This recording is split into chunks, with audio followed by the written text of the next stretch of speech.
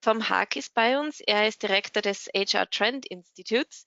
Er ist heute aus Barcelona zugeschaltet, ist selbst in den Niederlanden beheimatet. Er spricht auch Deutsch, aber der heutige Vortrag wird dann doch auf Englisch sein. Ich glaube, das ist so die Sprache, auf die wir uns alle einigen können. Good morning, Mr. Haak.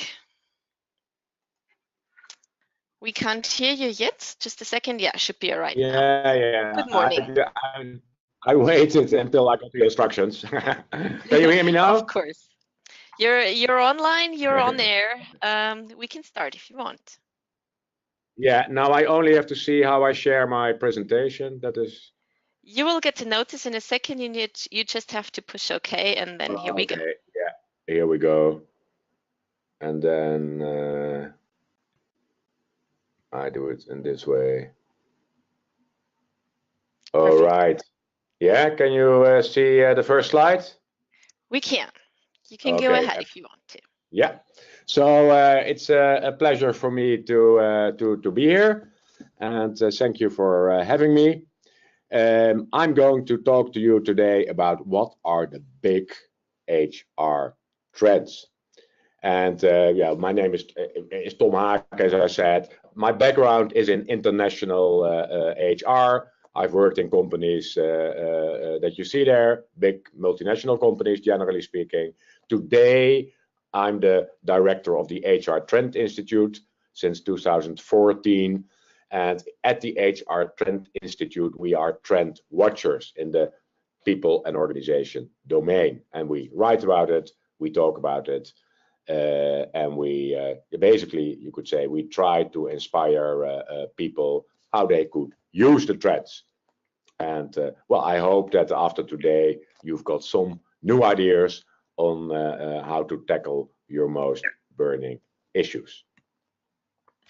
I want to begin with a couple of examples. I have many examples, but I've taken a couple out of my basket. The first is the virtual job tryout. And what you see more and more, that companies, when you apply for a job, you go online, and then you first have to go through a certain experience. In this case, this is an example of a cosmetic shop in the Netherlands, Rituals. If you apply for a job at Rituals, you meet this nice lady, and she says, "Hey, hello, Tom, welcome in Rituals. First, let me show you the shop." And she gives me a tour through the shop. And if I then say, well, you know, cosmetics, I didn't know it was cosmetics, goodbye, then at least they have filtered me out. But if I'm interested, she says, "Hey, Tom, there's a client coming in. Can you, maybe you want to serve the client." So the client asks a question like, can I also buy a pizza here? And if I then say, well, yeah, are you stupid? Or you have to choose certain answers. So in that way, they give me an experience. What is it to work in the shop? And they test in a very good way whether I have, and it's a pre-selection, whether I have at least the primary suitabilities for the job. So interesting. It has to do with employer branding and selection at the same time. The second example is about a traineeship for a multinational. This is, you see a group of trainees. Many big organizations have traineeships, and generally those groups of trainees are a lot of the usual suspects. This company, Unilever, in fact, it's a published case. What they have done in 2018, started in 2018, is saying, well, we're not interested in the background. We're not interested in which university people come from. We are interested what people can show today. So if you apply for a job at a traineeship at Unilever, and you get a link on your mobile telephone, and they say, do you want to do this test? And then you have to go through a gamified test that's provided by a company called Pymetrics. The test is based and calibrated on what are the characteristics of successful high performers in Unilever, of course, compared with other people. So when you do those tests, they can see how good your match is with the profile of high performers. So that's step one, gamified test. Step two, if you pass, you go to another link and you are connected to higher Dual, and you have to answer some questions looking at your mobile phone. And so your answers are captured, your facial recognitions are captured, and the tool analyzes both content, the way you answer the questions, but also let's say the sentiments they hear.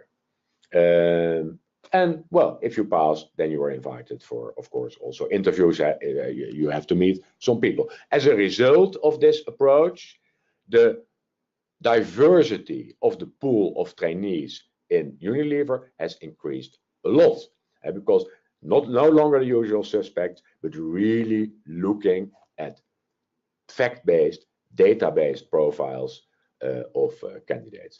Interesting example. Example number 3 is risk management in a bank, a financial institution. This is with a tool of a company called Keen Corp. And I have no interest in any company, so all the companies I mentioned them because I like them, not because they pay me to mention their name. Keen Corp, you give Keen Corp access to the emails in your organization. So you give them access to the emails, they start analyzing the emails, and then they are able to feed back a couple of things: the mood in the organization, where is it good, where is it not good, but also where do we see risks. Of course, there are GDPR issues. I won't discuss them at this moment, but people have to give consent. The data is anonymized. It's never fed back on individual level, but it's quick, it's real time, and it's very interesting. What they did is, for example, take all the emails of Enron. I don't know whether you know Enron, but that was a big issue in the US 5-10 years ago. All those emails are available online because of the legal procedures. They analyzed those emails, put them in their machine, and they could see a lot earlier than the actual crisis erupted that there were issues. And you can imagine, for example, it's not only the content of the emails, but also frequency.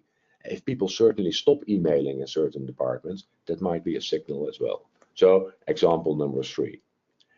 Example number 4 is about real-time feedback in a police force. And I'm sorry, I cannot jump in front of the screen, so I'm a little bit confined here. But assume I'm a policeman. I don't have a hat, but I have a hat. I'm a policeman. I'm called to a crime scene. So I rush there, I run there, and then the tracker, in this case my Apple Watch, but there are numerous other trackers people use. The tracker says, Tom, you are too agitated to enter the scene. You're too agitated, so stop. And then I can do 2 things. I can try to relax or call a colleague who is better suited to go into the scene. So this is using trackers to measure how people are behaving and then giving them feedback on how to adapt their behavior. This will be very important in the coming years. More and more we will use trackers in the workplace to help people to perform better. It's now more in sports. Nike is producing underwear that tracks your heart beat and other important physiological elements, but that will come to the workplace. Watch it. Example number 5 is an example about what we call prescriptive analytics. Prescriptive analytics has to do with you analyze what effective behavior is, and then you use your analysis to prescribe how people should behave. This is an example of an emergency line. I think in Germany the number is 100, but you have 911 or 112, what have you. They have analyzed, they analyze constantly all the accidents and calls to that center, and they know by that analysis what type of actions are most appropriate. And this is, I watched a documentary following 2 people in that call center. When someone calls, they have to meticulously follow a protocol. That's the prescriptive part. You have to ask question 1 first. And of course, question 1 is, well, what is the issue? Question 2 is, where are you? Otherwise, we cannot send an ambulance. And you see in this documentary that one person feels very relieved by the protocols. He said, I have to follow the protocol. Basically, I cannot make a mistake. If I follow the protocol, I do my job right. The other person is a very experienced call center operator, and she feels, she said, but sometimes I hear immediately what is the issue, and I can jump fast to question number 10, and then we are a lot faster at the accident.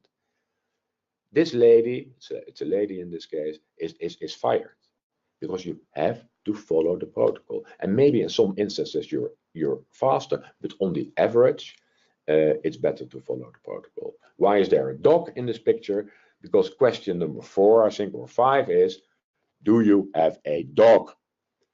And then you hear people say, a dog, I'm bleeding. No, but the facts have shown that if people have a dog and the ambulance people come at the scene, they are often attacked by the dog because the dog is also very agitated. So if you answer, yes, I have a dog, then they say, please lock the dog in the kitchen. Unless the accident is in the kitchen. Yeah, you understand. Yeah. Example number 6 is about micro-learning in a hospital.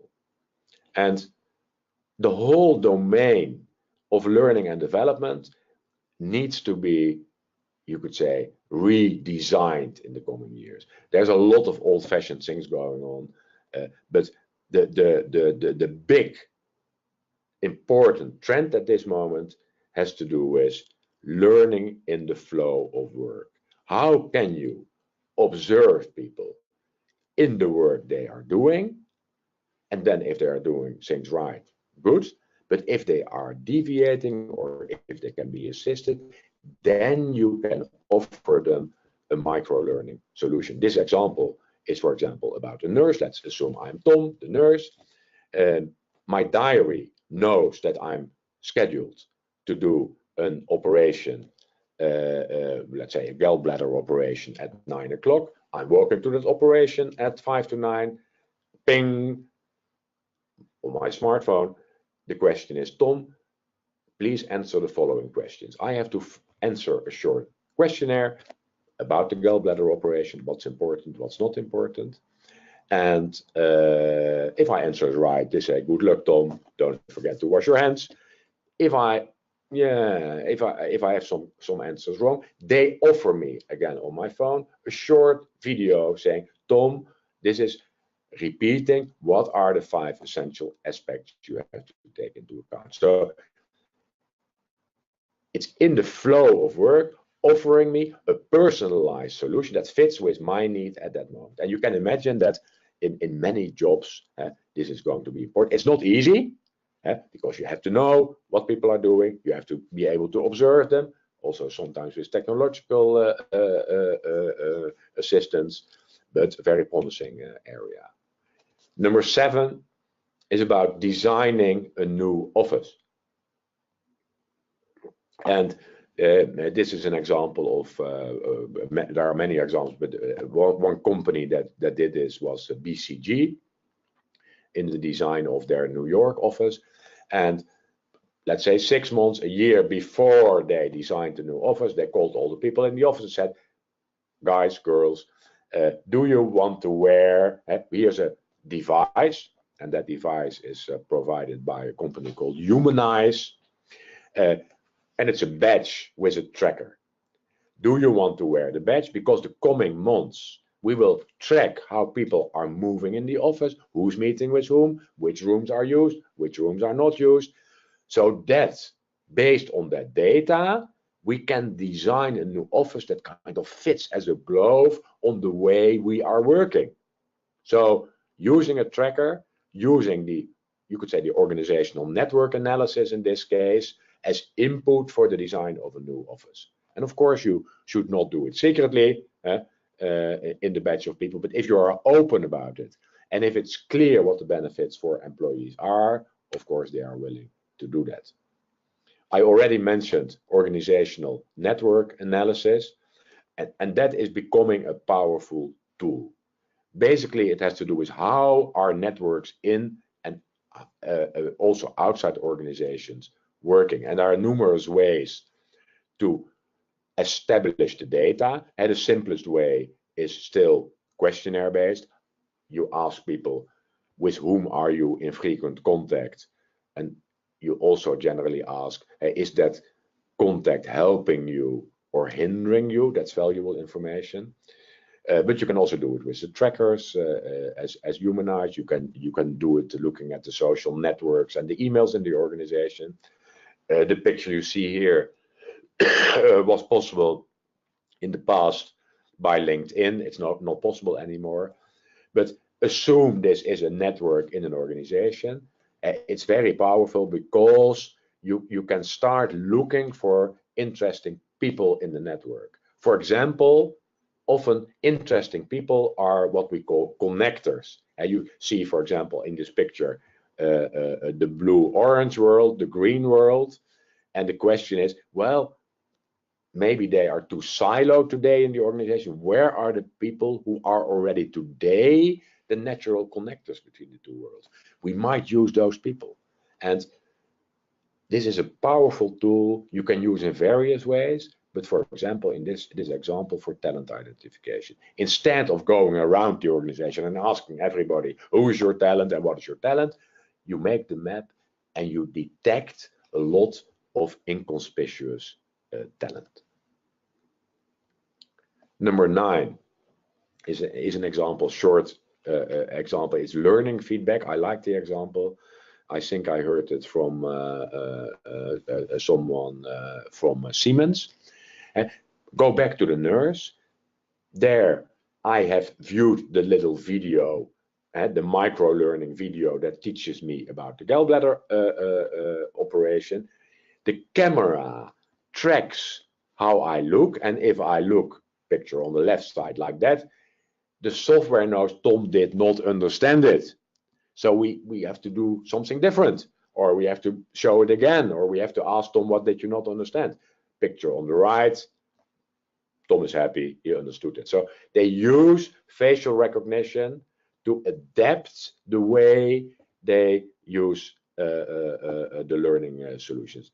Interesting German example. And the last example I want to show you, it's a non-tech example, but it has to do with, you could say, increasing the quality of meetings, increasing the quality of organizations. In Amazon, they start every meeting with 30 minutes silence. And in that 30 minutes, so if you call a meeting, I called a meeting, 10, 15 people. I have written a memo beforehand, 8-page memo.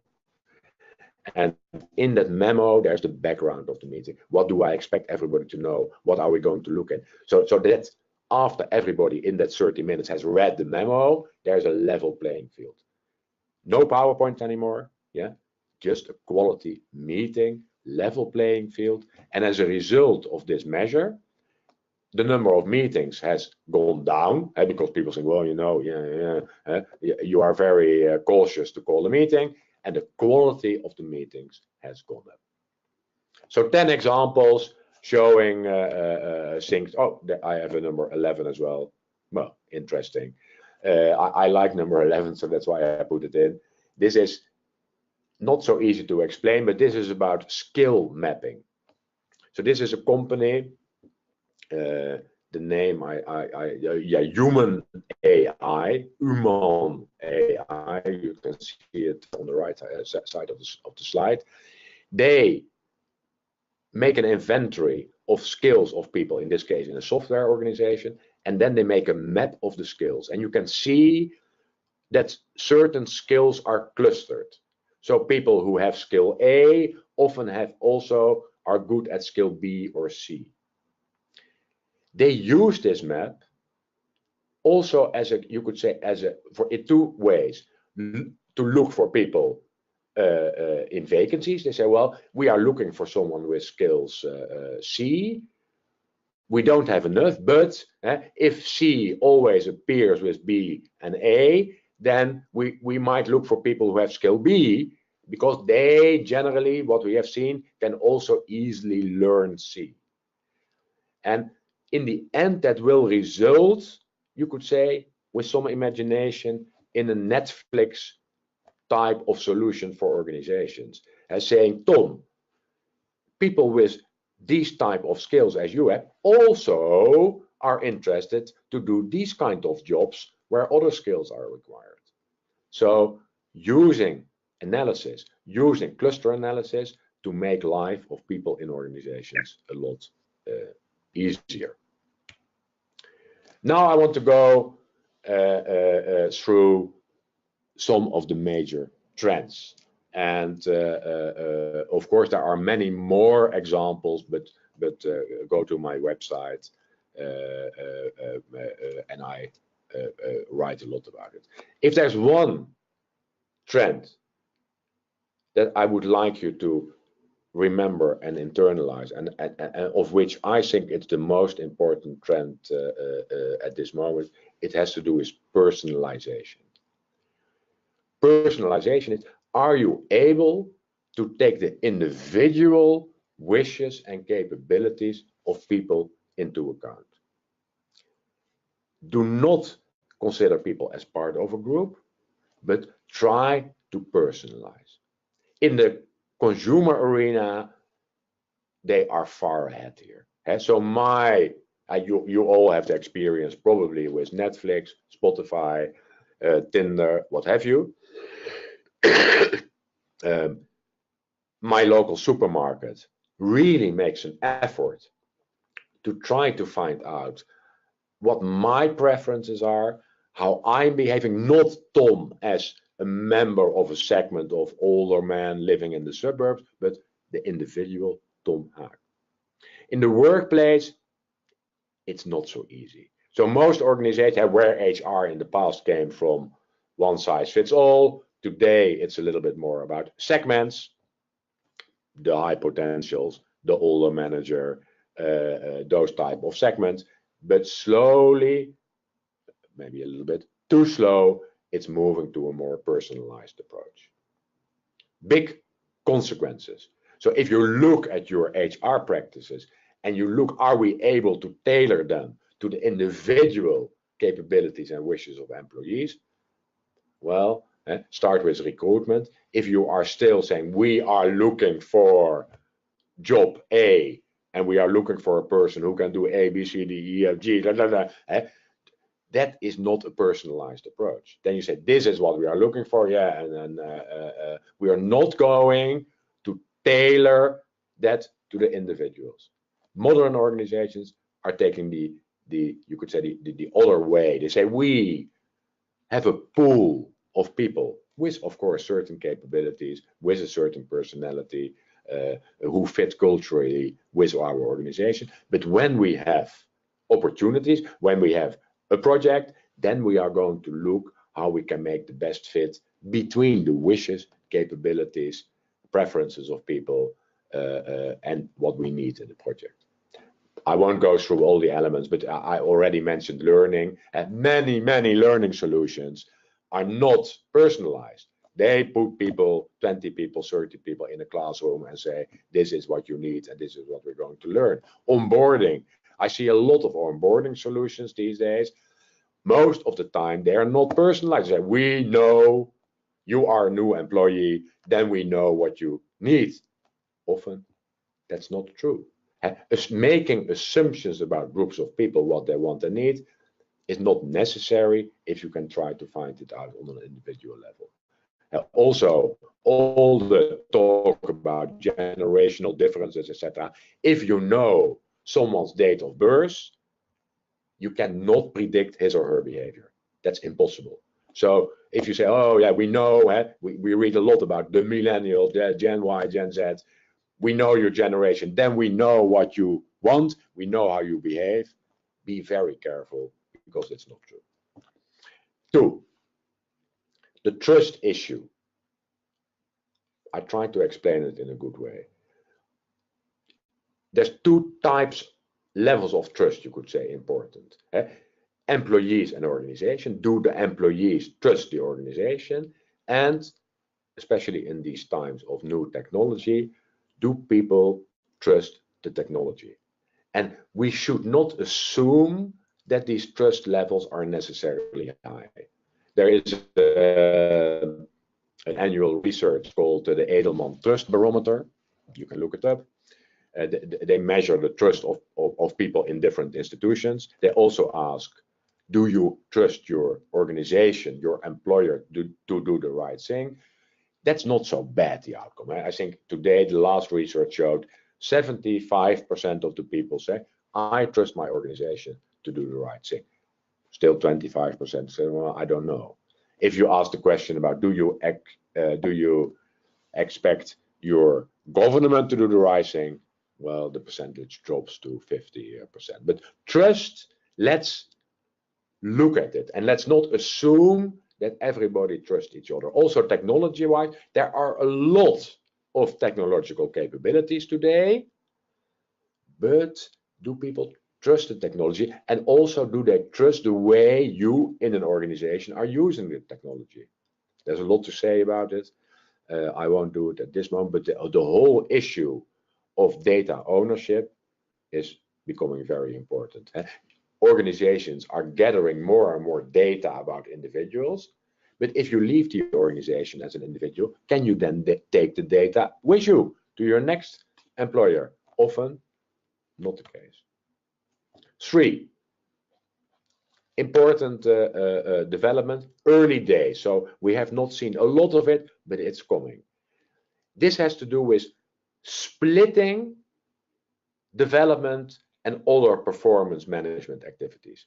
What you see some organizations doing, say, on the one side, we have the goal setting process.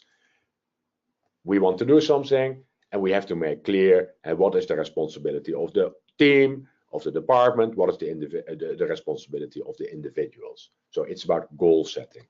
A process that is used by many organizations these days is OKR. Look it up, OKR, objectives and key results. That's about goal setting. The other part is, how can you help people to become better?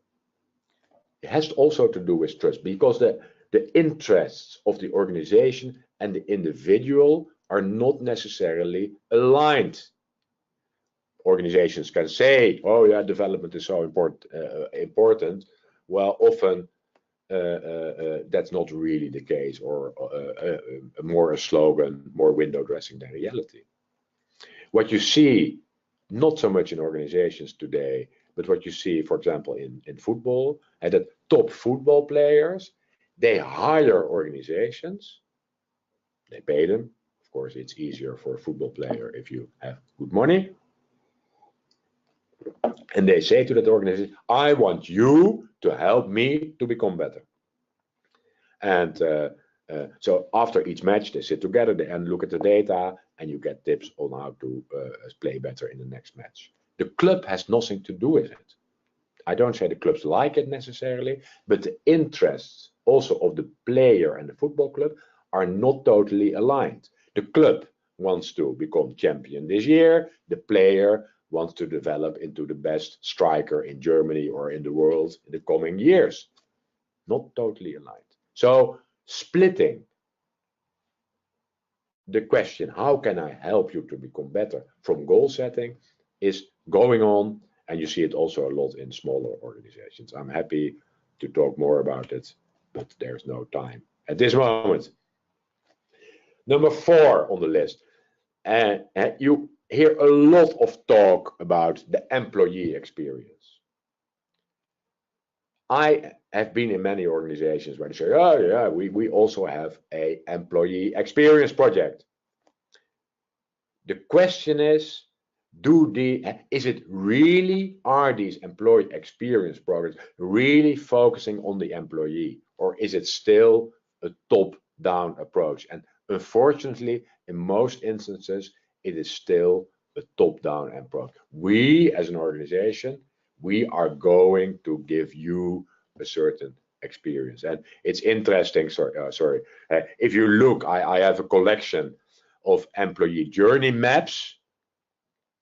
And well, and if you look at those maps, and I will show you some examples, and it signals how organizations today are looking at the employee experience. This is the most simplest version of the employee experience, but I can, this is really the most simplest version. So I go to the next one. And if you ask organizations to draw an employee journey, generally it is a road. Why? Yeah, but it is a road. It looks, you see it here, like a two-way lane, but you can only go one way. Do you see exits? No. So one way, highway, and no exits. That reflects how organizations are looking at it. They prefer you not to leave, so let's not include exits in the road. And apparently they also like you to take the highway, my way or the highway. It's interesting to look at the pictures. Here you see another one, and that's interesting because, and I've seen more pictures like that. There it ends in a roundabout. So what does this reflect? You go on the road and then it ends in a roundabout. Also, that reflects more the wishes of the organization than the type of experience employees are looking for. Do you want to end in a roundabout in your organization? Maybe not. Well, this is also interesting because here the question is, how do you enter this loop? Also, how do you leave that loop? This is, again, a little bit, you could say, a road, but they say, well, yeah, maybe a road is not good enough. We include a rocket and mountains. No roads, but mountains. Well, also there the question is, what is the message organization are sending? Something like life is tough in our organization. And if you're looking for people who find that appealing, that might work. You see another mountain here. Well, life is tough. You see the people crawling to the top. The guy who made it to the top is a man, so often those pictures are also a little bit sexistic. And the woman is still on her way. The man won the prize. It looks like a mountain, but it's how they measure the employee experience, and which is a good thing. Measure what you're doing in the employee experience. In this example, it's interesting that the CEO introduction is rated very low. I think I have one number. Yeah, and some people say no roads, but underground. Yeah, creative, but basically sending the same type of message. Here, another underground picture. I already talked about men. So generally, the pictures of careers of men look like this, going fast up the stairs. This is even going faster. Da da da da. Yeah. Then the question is, do you also have pictures of women? Yes. For example, this one. Well, you see very delicate going up the stairs, and where she's going, well, it doesn't look too attractive. Yeah. This is also an interesting one. It's more fun than it sends any. But here you can see it's very difficult if you are. You see the four men on the right side. How do they get to become a branch manager? Because there's no stairs. So probably they forgot the stairs in this picture. But look at your pictures. Look at your visuals. Look at your employee journeys, and look what type of message are they sending. And today, many of the pictures do not necessarily send a picture that is attractive for employees, that is really employee focused.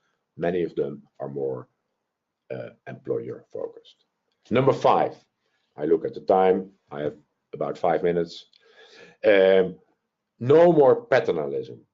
What we find a lot in HR is still a normative paternalistic approach. I will give you one example. in many organizations you hear, all our managers need to be good coaches. And we know they are not. So then, okay, HR, how do we tackle that? Step one generally is training. So we will train everybody to become a good coach. Well, yeah, you can train it a little bit, but not fantastically. So training helps a little bit. Then the next step is we'll force them to do what we want, the managers. So in the system, by the system, our HR system, we force them to have the conversations, which is a little bit irritating, because I open my computer in the morning and the computer says, ping, Tom, it's time for your quarterly review with Elizabeth. And then I say, well, maybe not today. Next day I open my computer and I say, ping, ping, ping, Tom, we warned you yesterday. Now you really have to move. That is not very helpful. Why do we say everybody needs to, all our managers need to be a good coach? Why not take another route and focus on the people who are good coaches or fine? So there's numerous other ways to do it instead of being very normative and prescriptive to the people in the organization. Another one I hear very often is everybody should be responsible for his or her own development. Yeah. Well, that's a nice statement, but some people are maybe not capable of doing that. And do we then say, oh, we forget you? So it's also back to the personalization. Let's not say to people, all of you have to. But HR is very strong in that. People analytics, I already in my examples, and it's very clear that today working data driven is important, but, and that's why the analytics, the ethical element, analytics, we have to look at the ethical elements. What are we doing with the data? What is in it for the employee? Also here it has to do with employee focus. That often the benefits are more for the organization than the benefits for the individual employee. Less is more.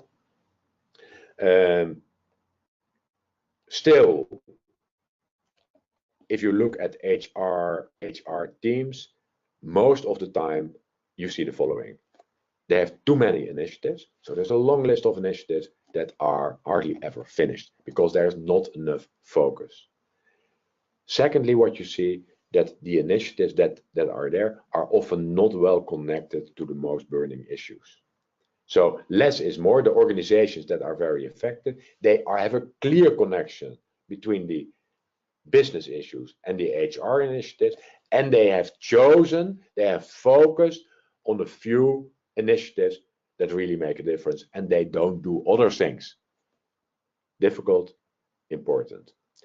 What we have also seen in the last years, and more and more organizations are doing that, is creating an HR innovation lab. In a sense, you could say a safe environment where HR can experiment with new HR tech, new type of solutions, instead of rolling out things untested in the organization. And that's nice, people like it, and it gives you a good connection to innovators in the market. I know, for example, Rabobank in the Netherlands, they have an HR innovation lab, and they are testing coaching robots. Not perfect yet, but by testing them in the innovation lab over time, and they help the robots to become better. Number 9, speed. If you look at the traditional HR processes, many of them, and practices, many of them are slow. They were designed in the last century, maybe in times when things were a little bit slower. But today, things have to be fast. So it's worthwhile, again, to look at your HR practices and check how speedy are we? Are we fast enough? So personalization, check. Speed, check. One example, I saw research a couple of weeks ago about how long it took applicants to fill in an online application form. The variance was between 1 minute, fastest, to 30 minutes. So in some companies, it takes 30 minutes to fill in the online application form. Well, most of those companies have lost 90% of the applicants in that half hour, because who is going to take half an hour to fill in the form? So you can go through your recruitment process and look, how fast are we? How fast do the applicants get the feedback? How fast is our test? Da, da, da, da. So look at speed in all your processes. If you do that alone, you can win a lot. And the last point, and I'm at the end of the half hour,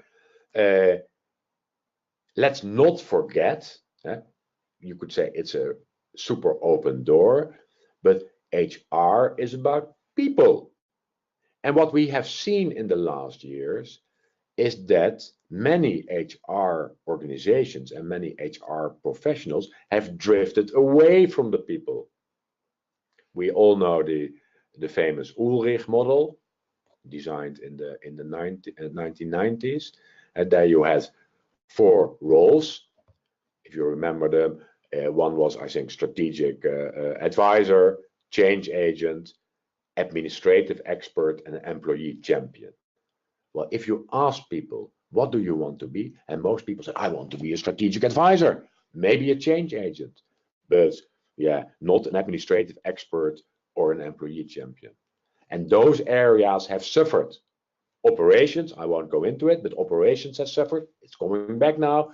And also the real attention to the employee. HR has become too much management and not enough the real advocates of employees. And that's coming back. And the employee experience is a good example of that if you do it in the right way. So what I've shown you is a couple of examples. 10 trends. It could be 11, it could be 9, it could be, but this is a selection I made. Main drivers continue to be working fact-based, data-driven, people analytics. That will continue to be more and more important. So that's one key element. Using technology in a clever way, yeah.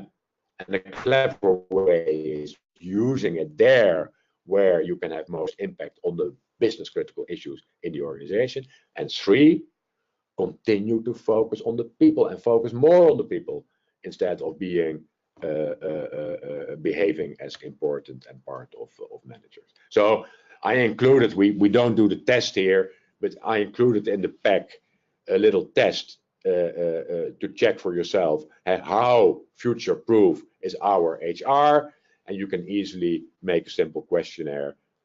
I did it in Mentimeter. If you know Mentimeter, you can make this question in 1 minute. Mentimeter.com. I challenge you to rate your organization on these aspects, and then you might see opportunities for improvement. And I think that's the end of my presentation. Yes, I'm happy to link to people via LinkedIn. More information on hrtrendinstitute.com and other media. If you Google Tom Haak, then you find various inputs. So I give the microphone back to the organizers, and maybe we have time to answer some questions if there are any questions. Mr. Haak, thank you very much. It's a pleasure watching you and your lecture. We love your gestures and everything that you do. I couldn't see myself, so it's great. It looks like you're right in front of an audience. It doesn't look like online at all. It's great. We actually have 2 or 3 questions, and we'll just go into these quickly. One person asks, you've said that Amazon starts every meeting with 30 minutes of silence. I agree with this practice, but do you know if there is really only silence, or do they do some other stuff during the silence? For example, reading memos, etc. I have not been in those meetings, so that's one. But I've talked to people of Amazon, and they confirmed the practice, so it's not made up. In the 30 minutes, they read the memo. So they read the background of the meeting. Why are we here? What do we expect everybody to know? And you know that generally in meetings, at least meetings I've been in, often the big mouths, they immediately start, oh, blah, blah, blah, and the introvert people, they still need time to think. So they read and think, and it's actual silence. And then after the 30 minutes, you start to have, hopefully, a good quality discussion where also the people who needed more time to think can contribute. I think this answers the question. So they read the memo. Yeah. One other question. Jobs are still mostly predefined, especially in small companies. How can such a job be fitted for the person? This is a question concerning personalization. Yeah, I don't agree necessarily in small companies, because in many, but that's more the surroundings where I come. I come a lot in startups and scale-ups. But also in other small companies, generally it doesn't start with prescribed jobs. It starts with, we are 2 people, 3 people, 10 people, we have to do things, and there it goes more or less naturally. They don't say, okay, you are this and you are that and you are that and you don't do other things. No, if you observe smaller teams, yeah, well, if the coffee has to be made, or if we have to do a campaign, everybody participates. So it's more flexible in small companies, but also in bigger companies. The trend is, especially in companies, as I'm not saying it is suitable for all organizations, of course, but if you work in projects, if you work in consultancy, if you work in innovative projects, if you work in all kinds of other organizations, the starting point is we have a pool of people, and not necessarily all on the payroll. So that's the second element. There's certain capabilities you don't need all the time. Well, those people might be not on the payroll, but elsewhere. You can appeal on them when you need it. But then I'll give you an example which is a little bit fictitious, but say if we are with 10 people and we say tonight we have to cook a meal, yeah, then you can ask, okay, who wants, and there are certain roles we have to fill in that. And some people have to do the shopping, some people have to do the preparation of the food, some people have to make the table, some people have to cook. So, and of course, in the end, there are some tasks nobody wants to do, like doing the washing up, but yeah, it has to be done. But you can make it flexible. And then you can, if I'm an HR manager in an organization, I will never be appealed on as a cook, although I might be a very good cook. But that's not in the job description. They say Tom is HR, so he does A, B, C. So disentangling people's capabilities from the jobs, saying Tom can do A, B, C, D, a variety of things. When we have a new assignment, we are going to look what type of capabilities we need, also at what level, and then we can try the best possible fit. I don't say it is easy, but especially in smaller organizations, it's often easier because the process goes more natural. Okay. We actually have a clarification on the question that we had before, because one of our attendees is actually coming from Amazon, and she writes, they are reading the 1, 3, or 6 pager in the 20 to 30 minutes time before discussing it in the Amazon meetings. Yeah, so that's the same. Yeah. Thank you for this clarification. Yeah. Another attendee says, thank you very much for this inspiring lecture. This is exactly what I wanted to say. Thank you so much.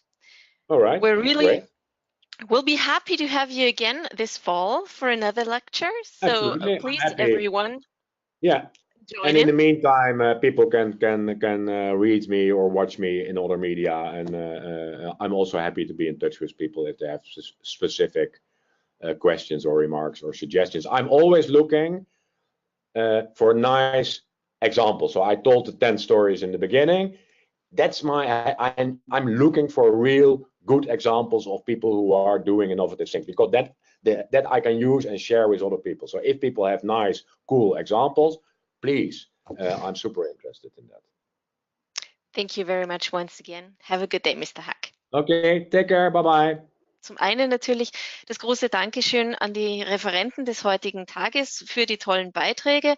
Es war wie immer wunderbar zuzuhören, auch für mich und für meine Kollegen, die im Hintergrund auch mit dabei waren. Ich möchte mich auch bei unseren Medienpartnern bedanken. Vielleicht schauen Sie auch noch bei unseren Medienpartnern kurz rein, da würden wir uns sehr freuen. Im Herbst, im Anfang November veranstalten wir wieder eine Online-Fokus-Konferenzreihe. Wir werden wieder einige spannende Themen dabei haben, auch welche, die wir diese Woche noch nicht abdecken konnten, wie zum Beispiel Employer Branding, Arbeitsrechtszeiterfassung. Wir haben einen HR-Schweiz-Schwerpunkt und wir haben natürlich auch die ganz gängigen, laufenden, brandaktuellen HR-Themen wieder mit dabei. Wenn Sie selbst Experte sind auf einem dieser Gebiete, dann bitte melden Sie sich bei uns. Sie können auch einen Vortrag halten und Ihr Wissen teilen. Schicken Sie eine E-Mail an sales@b2binsider.com. Ich möchte mich bei Ihnen bedanken, dass Sie teilgenommen haben.